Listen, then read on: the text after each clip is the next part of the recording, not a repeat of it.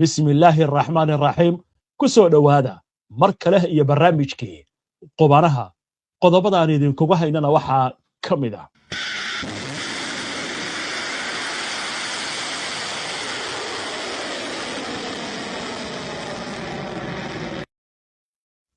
Iran oo caawa dignin culus oo aargudashaha u jeedisay Ukraine oo duqeyn u geysatay markab ay leedahay digninta Iran ayaa noqonaysa tii labaad oo muddo 48 saac gudahooda ay u jeediso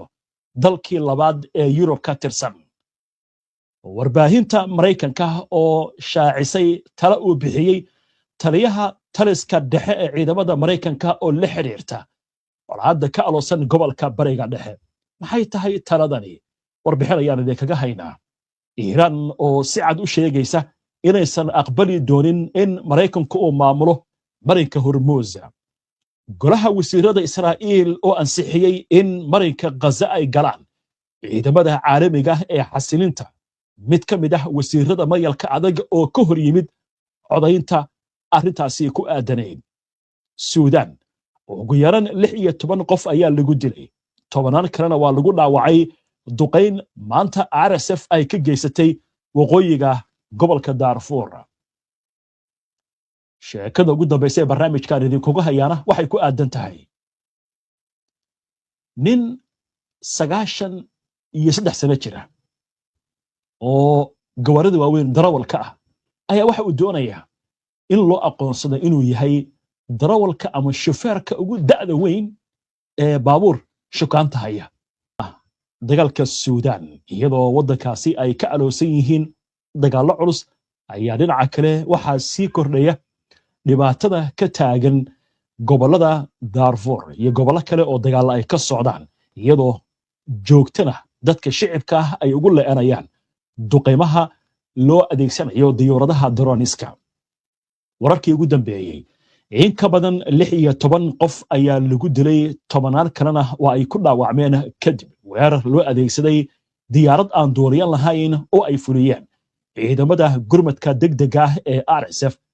kaas oo maanta ka dhacay deegaanka Andrew ee degmada xuduudda ku taal ee Tina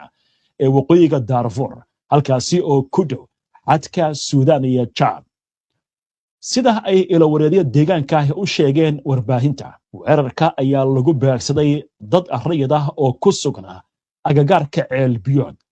taasoo sababtay dhimashada iyo dhaawaca dad badan iyadoo qaar ka mid ah dhaawacyada loo qaaday cisbitaal ku yaal xadka si loogu daaweeyo ila wareejadu waxay sidoo kale sheegeen in weerarku uu dilay tiro xoolo ah oo dadka deegaanku ay u isticmaali jireen inay ceelasha uga soo dhaamiyaan degmada Tina iyo tuulooyinka hoos yimaada ayaa muddooyinkii dambe la kulmayay weerar isdaba joog ah oo loo adeegsanayo diyaaradaha aan duuliyaha lahayn ee RSF kuwaasi oo lagu bartilmaameedsado deegaano ay ka mid yihiin goobaha ay ku sugan yihiin dadka barakacayaasha ee ka soo cararay magaalooyinka waqooyiga Darfur oo horey ay u qabsadeen ciidamada RSF aagaasi waxaa ku sugan tiro kooban oo ka tirsan ciidamada wadajirka ah ee taageersan ciidamada Suudaan iyadoo dagaalada iyo xiisadaha amni wali cirka ay ku leeran yihiin gobolka Darfur dhanka kale Alxaaji Xuseen oo loo yaqaano Al-Boss kana tirsana kooxda 142 ee RSF ee waaxda Rahid al-Nuba ee waqooyiga Kordofan ayaa lagu dilay dagaallo uu la galay ciidamada Suudaan wararka ayaa tilmaamaya inuu ka mid ahaa taliyaasha ugu awoodda badan ee RSF ee gobolka isla markaasna uu ammaani jiray kalsooni badanna uu ku qabay hogaamiyaha RSF Maxamed Xamdaan Dagaalo Xameeti geeridiisa ayaa ku soo beegmaysa xilli ciidamada Suudaan ay horumar ka sameynayaan wadada muhiimka ah ee u dhaxaysa Umudurmaan iyo Al-Ubayd kadib markii dib ay ula wareegeen magaalada Bara iyo saldhigyo kale oo u dhow sida ay caddeeyeen ciidamada dawladda warbaahinta maxalliga ayaa sidoo kale sheegaysa in ciidamada Suudaan ay sii wadaan hawlgallada lagu sugayo amniga deegaanadii dhowaan dib ay ula wareegeen ee gobolka waqooyiga Kordofan.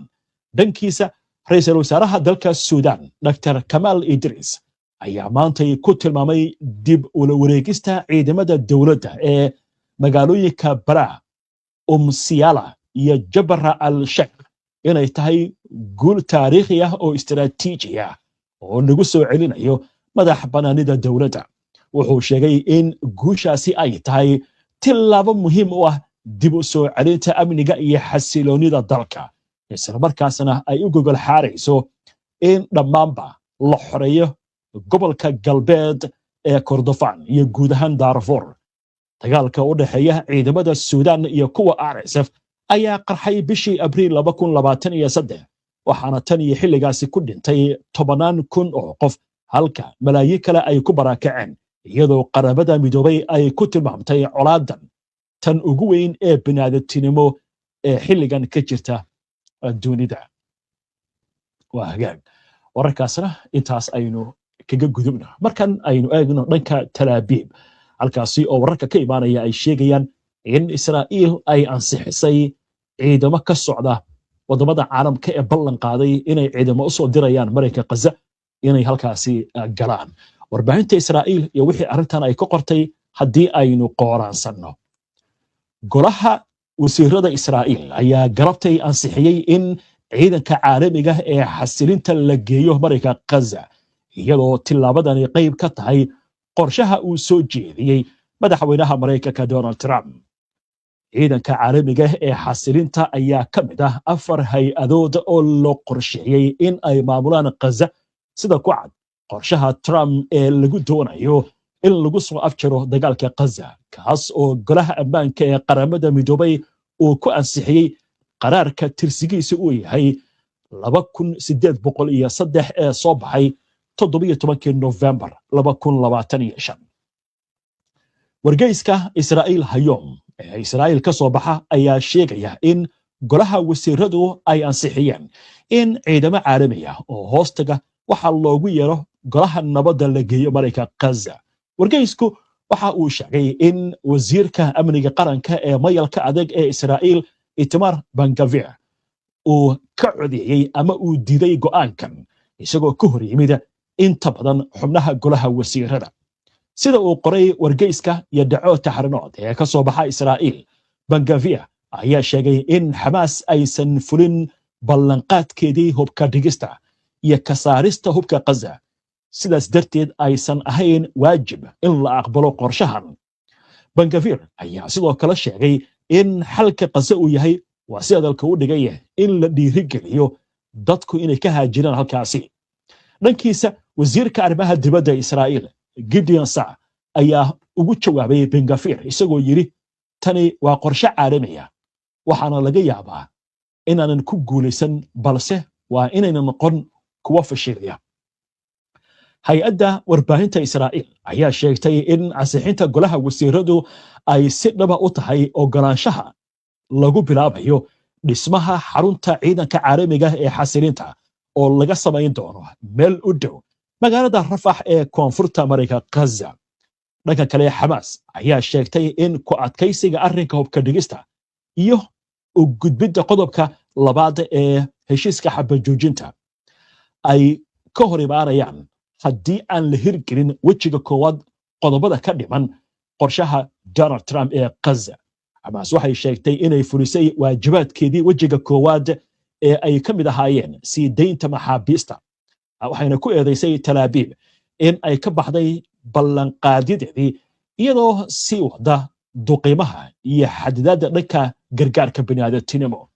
sida ku cad qorshaha Trump, Mareykanka ayaa la shaqayn doona wadamada Carabta iyo beesha caalamka si loo dhiso ciidanka kumeel gaarka ee caalamiga, kaas oo tababari doona isla markaasna taageeri doona booliiska Falastiiniyiinta ee Gaza, iyagoo la kaashanaya dalalka Jordan iyo Masar. qorshuhu wuxuu sidoo kale sheegayaa in ciidankan uu Israa'iil iyo Masar kala shaqayn doono sugidda xuduudaha, ka hortagga soo gelitaanka hubka ee Gaza iyo fududeynta socodka badeecadaha. waa hagaag malafkan Gaza wuxuu ka mid yahay malafyada رئيس الوزراء إسرائيل بنجامين نتنياهو وكلا هادلي دونا تضباط كان madaxweynaha Mareykanka Donald Trump marka uu booqdo magaalada Washington halkaasi oo uu tagi doono maalmaha fooda inagu soo haya wararka qaarkood waxay leeyihiin biri inuu safaro ayaa loo badinaya arrimaha Iran sidoo kale miiska ayay saaran yihiin oo labada nin waxay halkaasi ku jeexjeexi doonaan waxyaabaha ay aaminsan yihiin in xalka uu ku jiro dagaalka Iran iyadoo dagaalkuna uu sii adkaanayo waxaan u gudbi doonaa warar la xiriira colaadaasi Iran oo hanjabtay Ukraine isla markaasna sheegaysa in ay jawaab adag ka bixin doonto weerar Ukraine ay ku qaaday markab Iran ay leedahay waxa kale oo idin war kale oo Iran ka soo baxay iyo taliyaha taliska dhexe ciidanka Mareykanka oo isna bixiyay talo la xiriirta dagaaladan ka aloosan gobolka Bariga Dhexe xaaladda Bariga Dhexe wararka la xiriira haddii aynu imika u gudubno waxaynu ka hormaraynaa Iran oo soo saartay digniin culus oo Ukraine ku socota ana digniintii labaad wadankii labaad ee Yurub ka tirsan Iran ay u jeedinayso 48 saac la soo dhaafay waxaana ka horeysay digniinta ay u jeedisay Britain oo ay sheegayso inay jawaab adag ka bixin doonto haddii ay u ogolaato diyaaradaheeda waa saldhigyada militariga in diyaaradaha dagaalka ee Mareykanku ay adeegsadaan haddaba war amuurtan la xiriira wasiirka arrimaha dibadda ee dalka Iran Abbas Araghchi ayaa ku nuuxnuuxsaday in weerar Ukraine ay ku qaaday markab ganacsi oo Iran ay leedahay uusan noqon doonin mid jawaab la'aan ah Araghchi ayaa cambaariyay weerarka oo ay sheegatay Ukraine laguna qaaday markabka Iran ay leedahay oo ku sugnaa badda Caspian-ka waxaana Iran ay sheegtay in qaraxa ka dhashay weerarkaasi uu sababay dhimashada hal badmaax iyo dhaawaca mid kale madaxweynaha Ukraine Volodymyr Zelensky ayaa sheegay in ciidamada dalkiisu ay furiyeen weerar masaafo dheer oo ka dhacay badda Caspian oo ay ku jiraan maraakiib loo adeegsanayay daabulista saanada militari ee la xiriirta Iran intii uu socday dagaalka Ukraine Kiev ayaa wajahaysay diyaaradaha aan duuriyaha lahayn ee ay nashqadaysay Iran kuwaasi oo Ruushku u adeegsaday dagaalada Ukraine sidoo kale wadamada Bariga Dhexe ayaa Iran ay ku weerartay diyaaradahaasi iyadoo soo bandhigtay khibradeeda ku aadan diyaaradaha aan duuriyaha lahayn Araghchi ayaa bartiisa baraha bulshada waxa uu ku sheegay in weerarkaasi uu ahaa xadgudub cad oo kana axdiga qaramada midoobay laguna fuliyay amarka Israa'iil si Yurub loogu jiido dagaalka ka dhanka dalkiisa wasiirka arrimaha dibadda Iran waxa uu farta ku fiiqay in uu si cad ugu sheegay madaxa siyaasadda arrimaha dibadda ee midowga Yurub Kaja Kallas iyo wasiirka arrimaha dibadda ee Ruushka Sergey Lavrov intii telefoonka ay ku wada hadlayeen in wixii uu sameeyay maamulka ku sugan Kiev aysan noqon doonin jawaab la'aan Tehran ayaa ku tilmaamtay weerarka markabkeeda lagula kacay fal gardarro ah iyadoo sheegtay inay difaaci doonto danaheeda qaran iyo amnigeeda isla markaasna waxay ku eedeysay Kiev inay doonayso inay balaariso dagaalka Ukraine wakaaladda wararka IRNA ee Iran laga leeyahay ayaa sheegtay in wasaaradda arrimaha dibadda Iran ay u yeertay ku-xigeenka safiirka Ukraine u fadhiya magaalada Tehran si loogu gudbiyo cabashada iyo carada dawladda Iran ee ku saabsan waxa lagu tilmaamay weerar cadaawad iyo dambi ah ambaaraynta Iran ayaa ku soo beegantay xilli madaxweyne Zelensky uu sheegay in Kiev ay ogaatay in Ruushku oo Iran la wadaagay xogta dayax-gacmeedyada ee Bariga Dhexe si uu u hago weerarada gobolka Iran ay ka wado isla wararka Iran ku-xigeenka wasiirka arrimaha dibadda ee wadanka Iran Qasim Qaribabadi ayaa isna waxa uu sheegay in Iran aysan ogolaan doonin in Mareykanku ay maamulaan marin biyoodka gobolka wuxuu sheegay in Iran ay qadarinayso doorka dalalka saaxiibka iyo kuwa dariska ah ee dadaalka ugu jira dhimista xiisadda sidoo kale wuxuu carabka ku adkeeyay in Iran aysan marnabo ogolaan doonin in Washington ay ku yeelato awood buuxda marin biyoodka ku yaala biyaha duleed iyo sidoo kale marin biyoodka Hormuz mas'uulka ayaa sheegay in Iran wali ay ka go'an tahay diblomaasiyad dhab ah iyo xaqiijinta xorriyadda isu socodka maraakiibta si nabdoon inay kaga gudbaan marinka Hormuz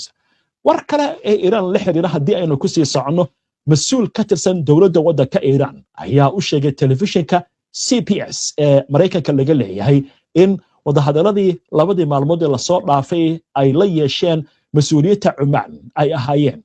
kuwa wax ku ool ah. mas-uulkan oo magaciisa aan la xusin ayaa waxa uu tibaaxay in wadahadalada dib loogu furayo marin biyoodka Hormuus ay ku socdaan jiha wanaagsan. waxaa intaasi uu ku daray in dadaalada dib loogu furayo marin biyoodka Hormuus ay si toos ah ugu xiran yihiin hakinta weerarada Maraykanka ee ka dhanka ah Iiraan. waa tahay markan waxaynu eegaynaa dhanka Maraykanka war culus oo ka soo yeeray gaar ahaan taliska dhexe ee ciidamada Maraykanka.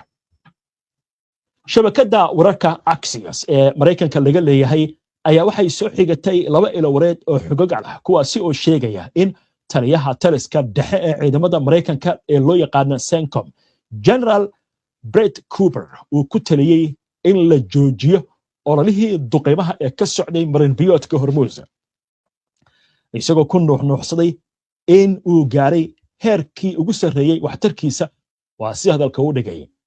sida ay sheegeen ilo wareedyada, Cooper ayaa waxa uu tilmaamay in tillaabada xigta ee suurtagalka ay noqon karto dib u bilaabista dagaal ballaaran si loo beegsado ku dhowaad 20% bartilmaameedyadii ay ciidamada aqoonsadeen balse weli aan la duqayn. Cooper ayaa sidoo kale sheegay in haddii aan la qaadan go'aan lagu soo celinayo howlgal military oo ballaaran aysan jirin faa'iido ku jirta sii wadista ololaha duqeymaha ee socday labadii toddobaad ee lasoo dhaafay. Axios ayaa intaa ku dartay in madaxweynaha Maraykanka Donald Trump uu markii hore u janjeeray in uu dib u bilaabo howlgal military oo ballaaran, balse fikirkiisa uu bedelay fiidnimadii Khamiista, iyadoo go'aankiisa ugu dambeeyana uu qaatay Jimcihii. Warbixinta waxay sheegtay in talada uu bixiyey taliyaha taliska dhexe ee ciidamada Maraykanka iyo sidoo kale taliyaal kale ay saameyn ku yeelatay go'aankii Trump uu ku hakiyey weerarada ka dhanka ah Iiraan. haddaba inkastoo arrintan sidaan ay tahay, laakiin haddana waxaa la sheegayaa in Maraykanka dhibaatada ugu weyn ee haysataa inay tahay nidaamyada difaaca oo ka ilaanaya ama ka dhammaaday. marka waxaa yidhi ama dagaalka toos aan u galno,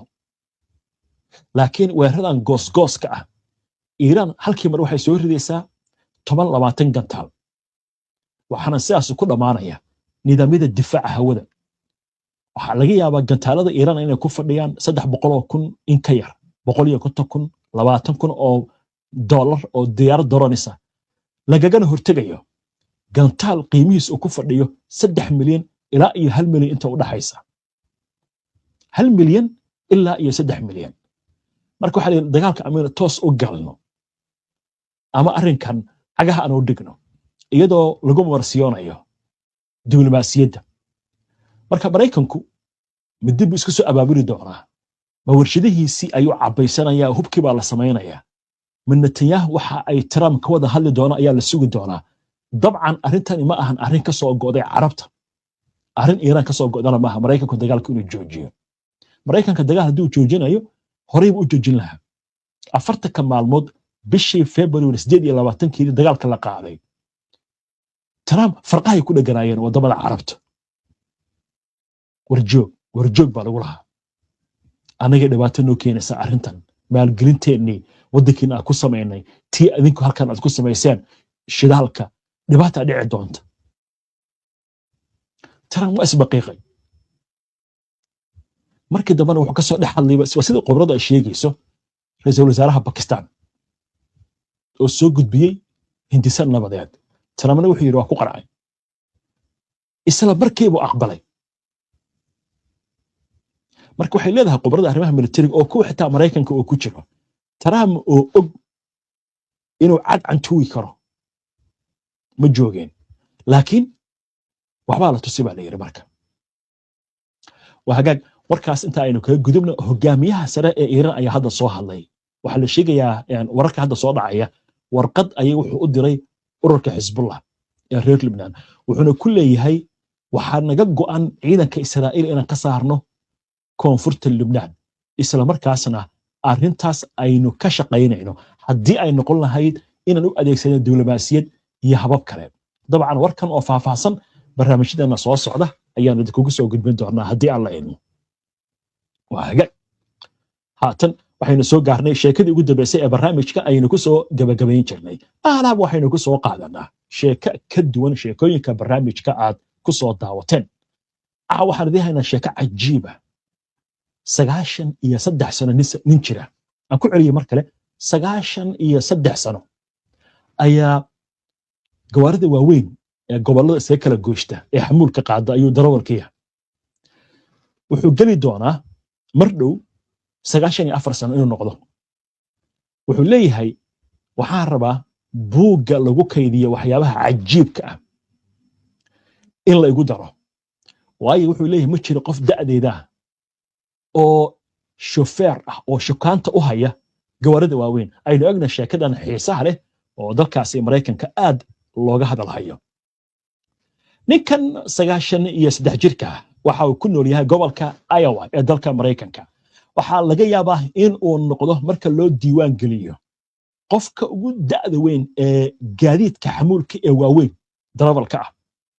Orin Asmus bisha Agost ayaa wax u buuxsamaysa 94 sano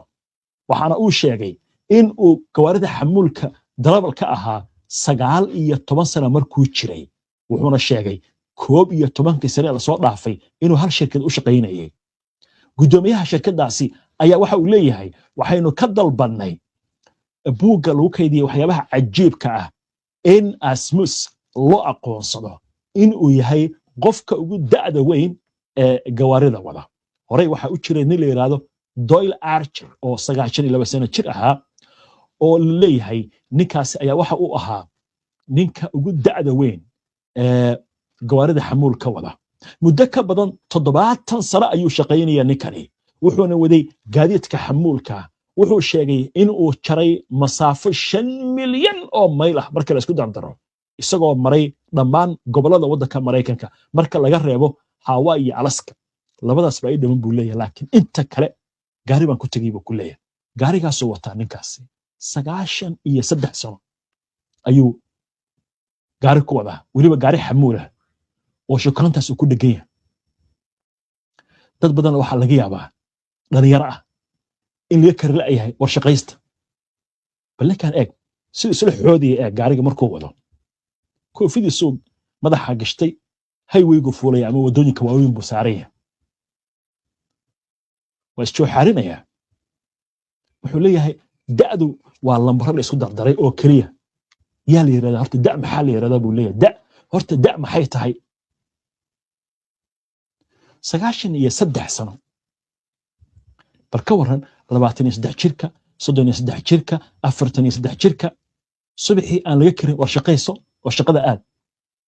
93 sano xafiis ma fadhiyo dukaan ma aha baqaar ma aha gawaarida waaweyn buu wadaa ninkaasi sheekada marka waxaan u soo qaadanay waa dhiirigelin shaqaa sharaf leh waxay doontaa ha noqoto shaqaa sharaf leh waa hagad inta ayaan ku soo gabagabeynayaa barnaamijkii waana ku mahadsantihiin daawashada barnaamijka si aad ula socoto wararkan barnaamijyada iyo macluumaadka aynu soo gudbino haddii aad ku cusub tahay baraheena bulshada ama horay aadan ugu xirnayn hadda ku soo biir waa inoo barnaamijka xiga insha Allah inta ka horeysa salaamullaahi calaykum ورحمة الله وبركاته